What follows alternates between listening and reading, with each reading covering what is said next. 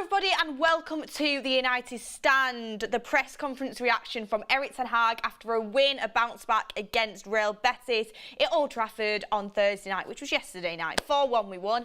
And he's been speaking about the Southampton game, previewing the game on Sunday. As we know, when there's a mid-game week, especially European week, they usually do the press conference after and then it gets embargoed until the next day and when it's supposed to go out. So we've got the press conference, it's just gone out live now. Erik ten Hag has been speaking about Southampton, he's been speaking about Bruno Fernandes, he's been speaking about David De Gea's passing, he's been speaking about Weghorst, Anthony Martial, Christian Eriksen. Some really good answers in there and some really good questions. So we've got a lot to get into today. Going to get some polls going, going to get some interaction in the chat. So stay tuned because we're just going to get through everything together. Some really good news on Christian Eriksen and Anthony Martial as well.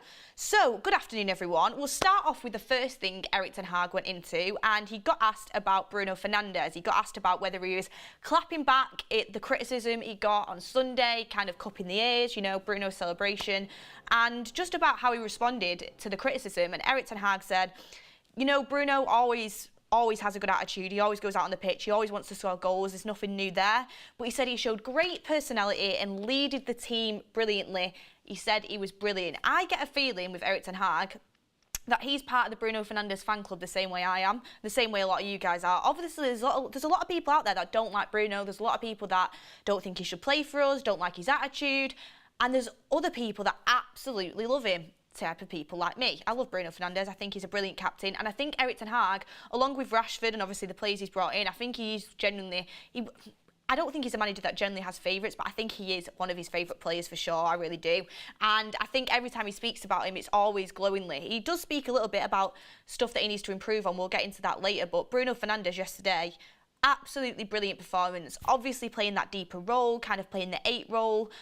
Fred was even playing further forward with him, conducted the midfield from quite deep actually, and made some really, really good decisions, created a lot of stuff. He was brilliant. So I'm really glad Erik ten Hag's come out and backed him, because it's important. You've got to back your players, you've got to get behind them. And I highly doubt Bruno really took anything from all the criticism that happened after Liverpool. I really doubt it. The guy has performed week in, week out for the majority of the season now. He had one really poor game, but he always gives 100%. And I think Bruno Fernandes would have just kind of seen that as noise, and he would have just moved forward from that. You can see the quote there on the screen. He has a really big personality, and he showed that. He led the team.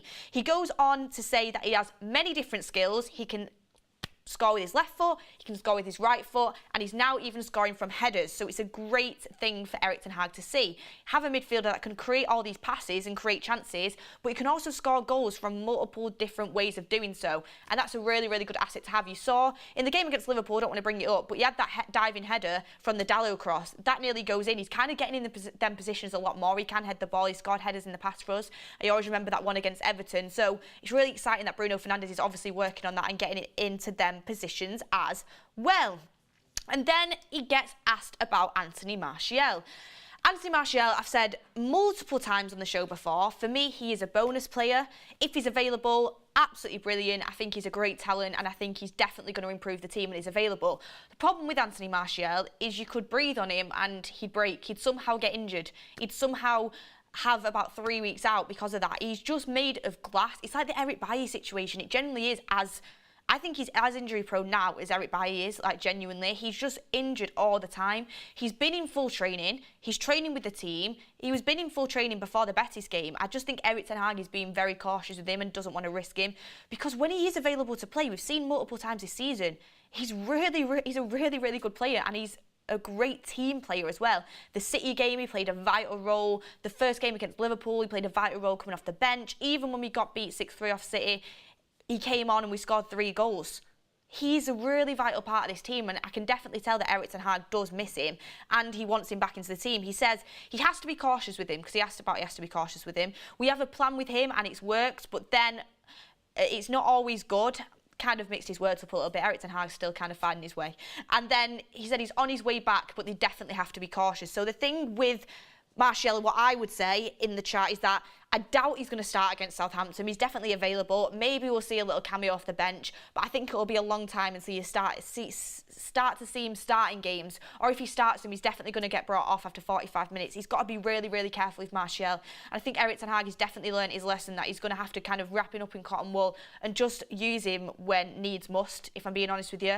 We want him to be available for the final if we get to the final of the FA Cup or the final of the Europa League. We want him to have that impact. We want him to be able to play in big games. So we've just got to be really, really careful about his fitness.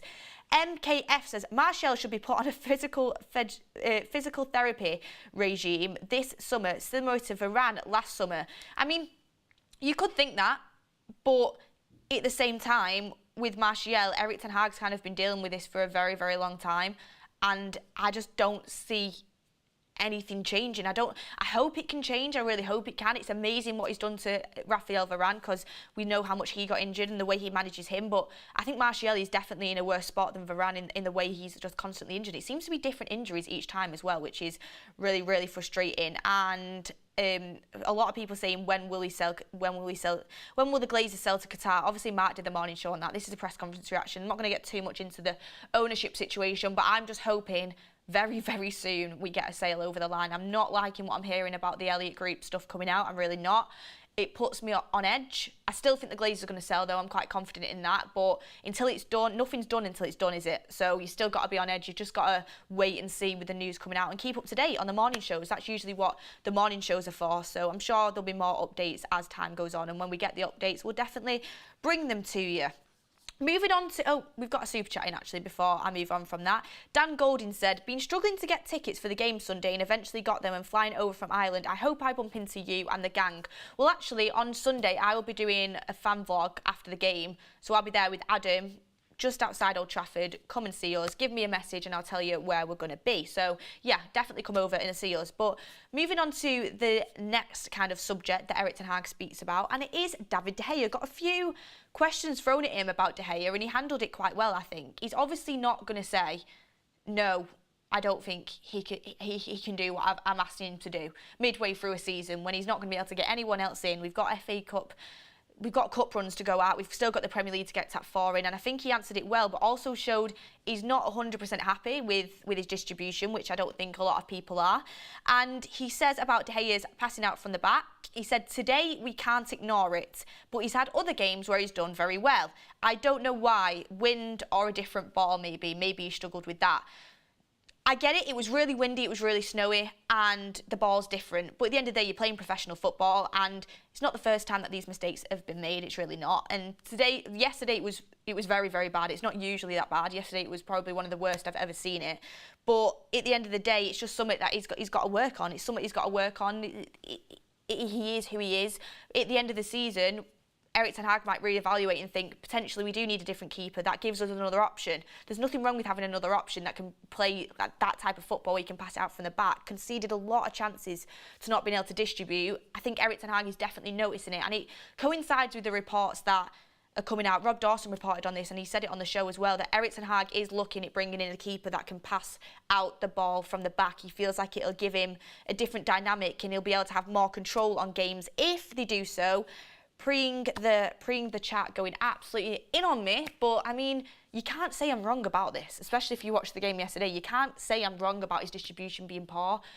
All the other things he does, he definitely has strong points, 100%, but his distribution is something that needs to be looked at. And then they kind of followed up with another question. I think they wanted to get like a bit of a juicy answer on this that they could kind of make a little bit of a story out of. And he said, do you have no concern about his general kicking at all? Do you have any concern about it? He didn't answer yes or no, Erik ten Hag, which I think you can read into both ways. He just said, we work on that and he's improving. So to me, that seems like, yes, it does concern him, but he didn't want to come out and say that. But he's trying to improve him. He's working on it. And can I just say, this season, it actually has improved. As an overall, it has improved. It's just not at the level it needs to be at. And I think Erik ten Hag knows that. And he's definitely going to be looking at that in the summer. I know that might upset a lot of people, but I think he will be. But he's not going to come out and say anything negative. David De Gea has been brilliant at times this season, and he's really happy with him. He said that. But there's nothing wrong with looking at another option, is what I would say. And let's see what the chat is saying on this. He's a goalkeeper, not a central defensive midfielder. You still, is any position on the football pitch, you need to be able to not be pressurised on the ball, and you need to be able to do accurate passing. It all starts from the back, especially in the modern game. And a lot of people said there's so much debate on this. Monza says, sorry, not Monza, SMS says his distribution is so far, we need a new keeper. And then there's other people saying he stops amazing shots, it's just kind of something we've got to deal with. So there's two sides of the coin. Kev was saying last night he loves the fact that he can make brilliant saves. I mean, me and Faz were saying we'd like a keeper that could pass out from the back, so we wouldn't constantly be under the pressure that he has to kind of make them saves. So it's each to their own on this. I don't want to spend too much time on it because I think Mark spoke about it a lot. We spoke about it on the show last night. So yeah, everyone's got their own opinion, but what you can't say is that it's not true that he can't play out from the back. He does very much struggle at it, but something that Erik ten Hag said it is improving it and working on. He also got asked about Weghorst, and he got asked, when you signed him, did you expect him to come in and start every single game? Did you expect Weghorst to come in and be playing this much football? And to that, Erik ten Hag says, the reason that Wout's starting games and the reason that he's playing this much is because he's super fit, he's got the physical attributes, and he can cover a lot of ground and he can play all these minutes. He's a very fit player for us, and he's really important for us. He said he's capable. He's very capable of doing so. So Erik ten Hag obviously trusts in Wout Weghorst, but I also got a little bit from this that made me think if Martial was fit, maybe we wouldn't be seeing this at all. And he says, also, we have an injury with Martial, and this is the main reason he's playing every game. I think he's doing well. So there, to me, it seems like he signed Wout Weghorst because he knew what Anthony Martial's injury record was like. It was a very, very smart move. We needed someone. If we hadn't assigned him in the transfer window, we would be struggling right now. We really would be. We'd have to play Rashford up front. We would have to embed another winger into the team and rely on them. We wouldn't have the options we have with Wout Weghorst, the way he holds up the ball, the way he defends from the front, the way he presses. 100% there's weaknesses to Wout Weghorst's game, and I don't think he's a long-term option for us. I really don't. I'm not in that kind of bracket where I think we should sign him long-term. But as a stopgap, I think he's done really, really well for us, and I'm so happy he got his goal yesterday. But that little bit at the end kind of says to me, if Martial was fit, he'd be the one that was playing, because ultimately he has more quality. But we'll have to see if Martial can even get to that stage where he's fit to even challenge Weghorst to get into the team, because it's going to take weeks for him to be able to get match fit up until 90 minutes anyway. Then he'll probably get injured. So, as I say, the best ability is availability, and that is what Wout Weghorst brings, and we would be in a much worse position right now if we hadn't have signed him. He started every single game since he signed, and you can't fault that. You can say he doesn't score enough, you can say that he's poor on the ball sometimes, you can say he's not the most prolific goal scorer, because he's not the most prolific goal scorer, especially in a high standard team like Manchester United. But he works ridiculously hard, he works well for the team, and he helps the team a lot as well, and that's the reason he's playing. And if Erik ten Hag trusts him to go out there and play 90 minutes and he's picking him, then there's a reason for that. And I think you can see that in his games, and I'm happy he got his goal. Grimes says Martial will play 5 minutes and be out for a month again. A lot of people saying we need to get rid of Martial because of his injury record. It is frustrating. It really, really is frustrating that his injury record does concern me. Who will buy Martial though? Who will buy Martial? That's the thing. The guy's on £200,000 a week and he's always injured and he's still in contract. No one's going to go and offer him 200 grand a week. No one's going to do that. So I just don't see where I think he can go unless he takes a wage cut. But he is good enough to play for Manchester United when he's fit. It's just a very, very frustrating situation. Really, really frustrating situation, if I'm being honest with you. This is the thing, like, I think it's, even though Pogba left on a free, the fact, like, we got him out of the club and he actually didn't sign that new deal is so, so good for us. I think Pogba's a brilliant player. I think he's got world-class talent. I don't think he's world-class because he doesn't do it often enough. I think he's got world-class talent. He's got the ability to be at that level. He was probably one of the best players at Manchester United when it comes down just to talent, not week in, week out, but just talent. But he's injured constantly and he's not available. Since he's gone to Juventus, has he even played a game yet? Oh yeah, he played that game because everyone said he's back onto the pitch, but I think he's played like 1 or 2 games. He went like over a year ago to Juventus, or a year ago, near enough a year ago. So sometimes you look at what you're paying players and you look at the wages that you're paying out, and if they're not available, it's really, really tough to kind of try and justify that. It really is. So other teams looking at Martial and you're thinking, how much is this guy actually going to be available for what we pay for him and what we're going to be paying him weekly? And I think you will struggle to get a buy with him. I really do. It doesn't mean I don't think he's talented. I think Martial's got great ability. I think Erik ten Hag thinks that. He praises him every time he speaks about him. He's just not available, and it is really, really frustrating when you look at the whole picture and the amount of games you've got to play as well. And, that's an interesting take. Manchester United Club says, I have Weghorst as the worst striker I've seen. Misses sitters all the time, just like Timo Werner. I mean, Timo Werner's won a Champions League. No, he's not going to be Manchester United's long-term number 9. He's not of that quality. He's just not. He's not. And I think everybody knows that. Some people might not think that. I mean, I'll ask Ricky about that. We've got him on the show at 4 p.m. He really likes him, but as a goal scorer, as a number 9, what I would say is, I said it before the game yesterday, if you're a defender, if you're a centre-back of the opposite team, are you going to be scared playing against Wout Weghorst? Are you going to be scared going into that game like, oh God, we've got to deal with Wout Weghorst today, he's a right handful? You're not.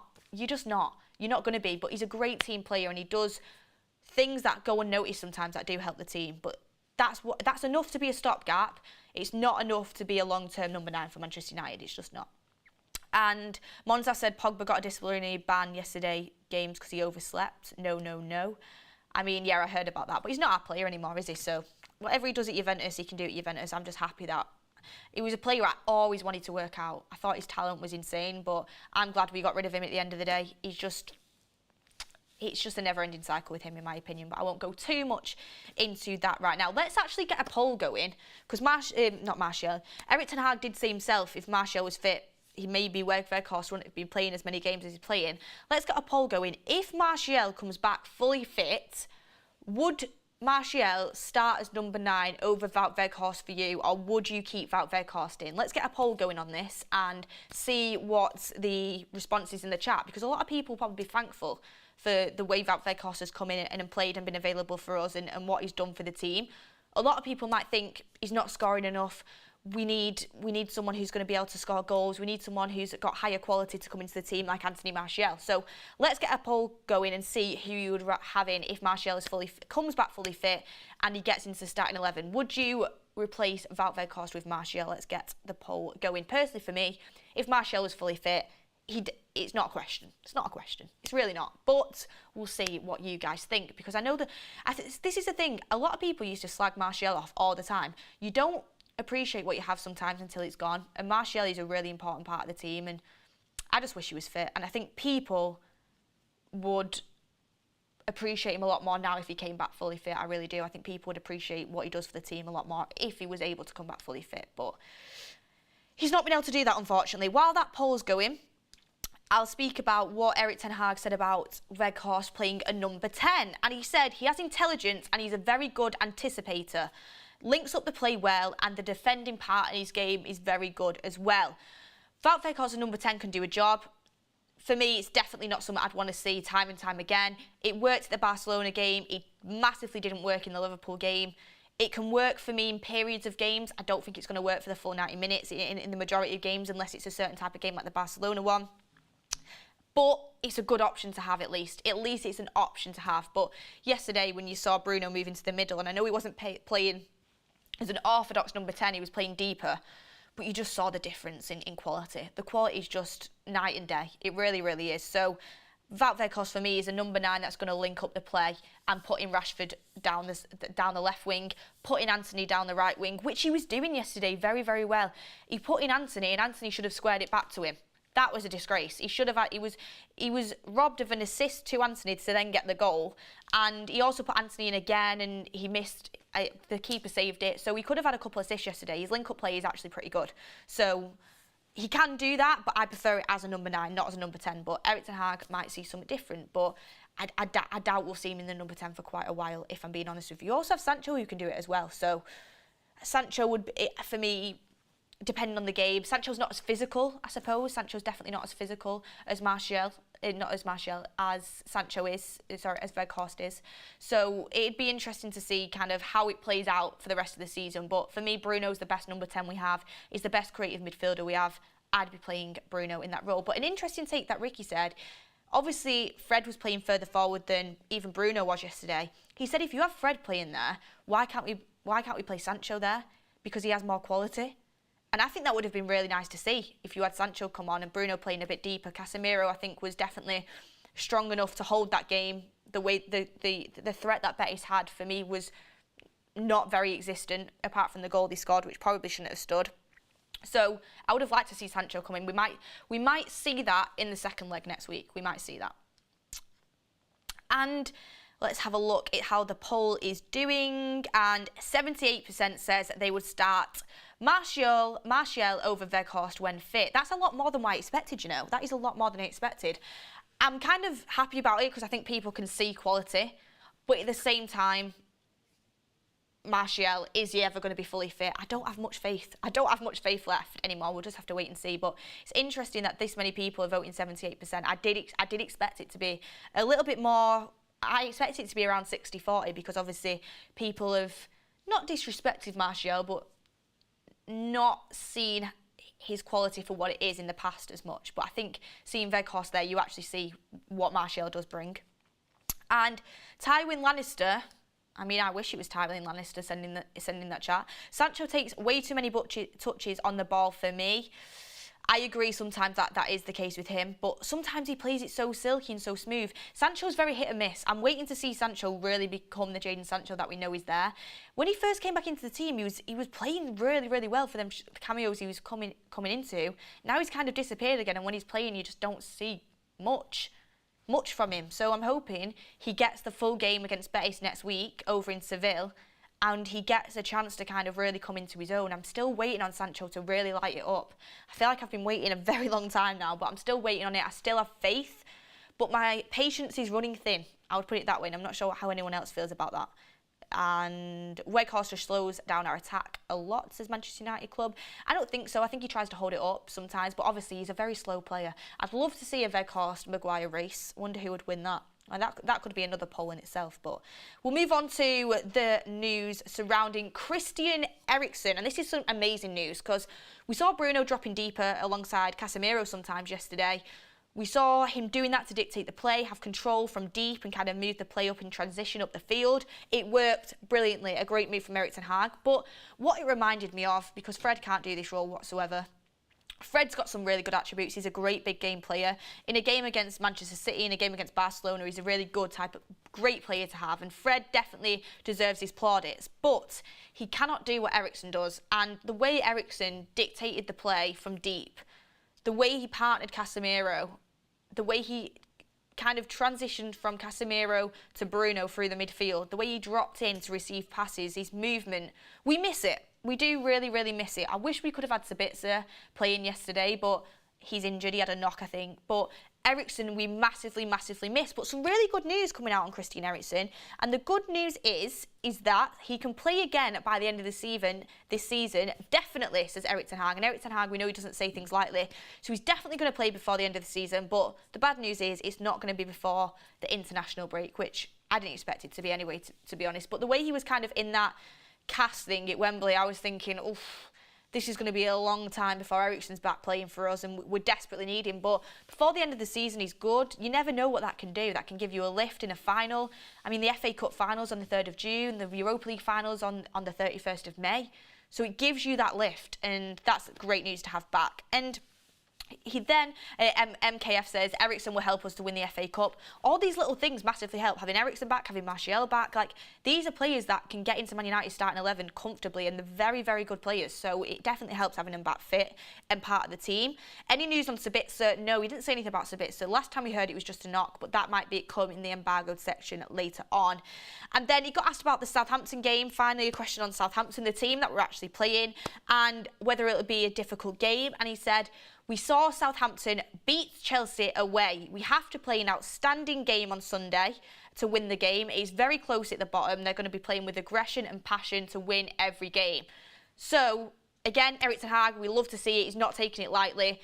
Do I expect to see rotation? Potentially, I'd say expect to see Varane maybe rotated, because we know we want to keep him fit. We want to keep him fresh. Lindelof, I think, can come in and do a job. I would put Lindelof in and not Maguire, just be off past past experiences watching Martinez and Lindelof together compared to Martinez and Maguire. I think Martinez and Lindelof play much better together. He might come into the side.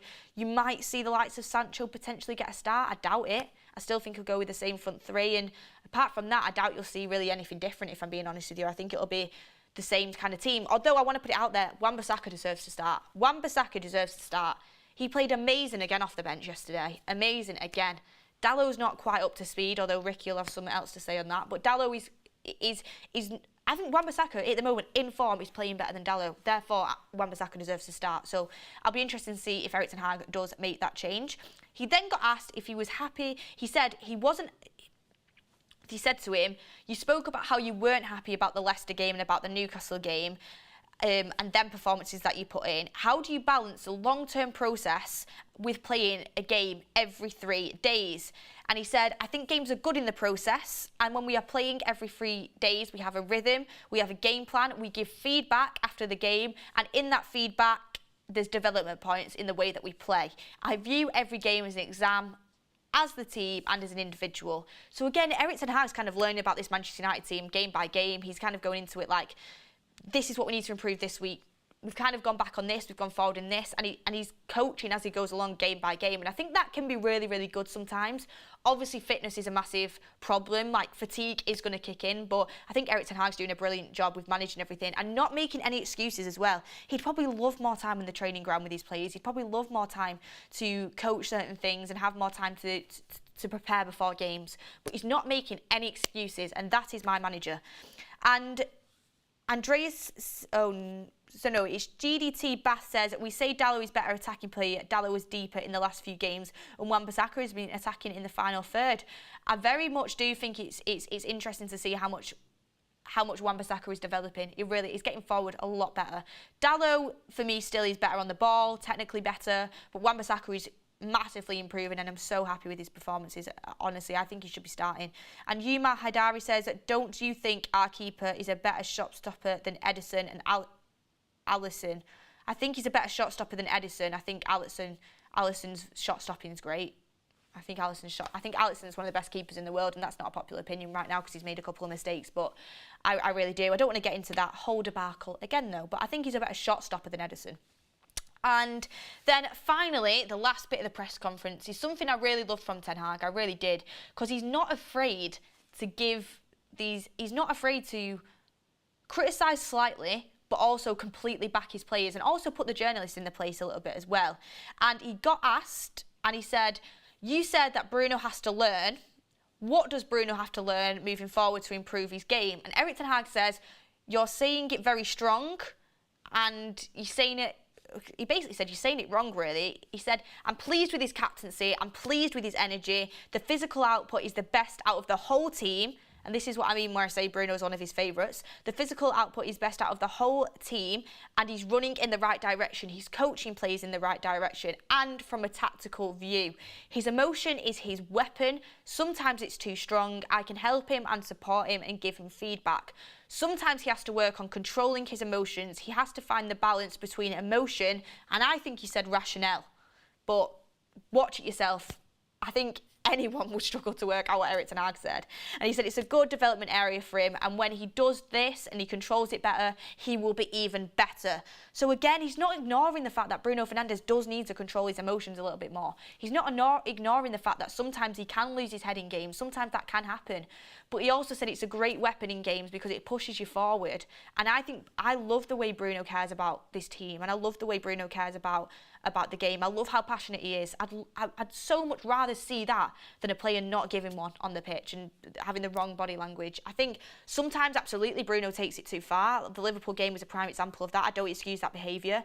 But I'd so much rather him have one game like that and just take this kind of energy and mentality, and it spreads across the whole team to really care about this football club and fight for the badge. And I think Bruno definitely does that every single game. As I say, he runs more than everybody else. Erik ten Hag's recognising that as well. They obviously have stats and everything like that they go off. And yeah, I'm really, really happy that Erik ten Hag is giving Bruno a little bit of criticism, because he has to. Like that game at Anfield, it was highlighted, and you can't ignore the fact he did lose his head. But he's also saying how good he is and how much of a leader he is as well, which is really, really important. And I think is important for the whole team as well. So everyone, that kind of rounds about Erik ten Hag's press conference from what he put out on this half of the press conference before the embargoed bit comes out a little bit later on. And I think for a press conference straight after a Betis game and recorded at the same time, I thought we got some really strong answers there, and I think we got some really good questions as well, actually, from the journalists, and some really strong answers. And I'm really, really happy with how the team responded and with the way Erik ten Hag is speaking about the players and things going forward. What I can take from that is Bruno is still the captain. Erik ten Hag loves him. Potentially might want a keeper that has better distribution. Watch out in the summer. And Wout Weghorst is happy with him, but Martial can definitely come back in and take his spot if he kind of gets to the level that he's needed to be fitness-wise. We'll have to wait and see on that. But I am happy with Weghorst. I'm happy with the work rate he's putting in, and hopefully we can take the game at home to Old Trafford on Sunday. I'm sorry, I know Southampton are a relegation battle, but there's no excuses. You have to, after that Liverpool game especially, you have to go out at Old Trafford. You have to win that game against Southampton. I don't care what relegation battle they're fighting. We're fighting to get top four and stay strong and finish in a strong position in the league. Got to go out there and win. I expect a strong team. I expect not too many changes, but we'll have to wait and see. I hope Wan-Bissaka starts, but we'll have to wait and see on that. But thank you to everyone for getting your comments in the chat, getting involved with the polls as well. And make sure you stay tuned, because me and Ricky are going to be live at 4 p.m. Beth and Ricky show. I'm going to be getting into so many different topics, and Ricky is a great person to listen to, whether you agree with him or you don't, the way he sees the game, so stay tuned for that. And also make sure you keep an eye out on the channel tomorrow afternoon. I've been told something exciting is coming tomorrow afternoon on the channel. Keep an eye out. Saturday afternoon, keep a lookout. Something very exciting is coming on the United stand, so make sure you stay tuned for that. Also, you've got Mark's 8 p.m. show coming tonight as well, the Friday night show. So you've got a great weekend of content coming your way. Thank you, everyone, for getting involved in the chat and kind of reacting to this press conference with me. I appreciate all the comments down below. Make sure you like the video, subscribe if you're not already, and we'll see you on the next one.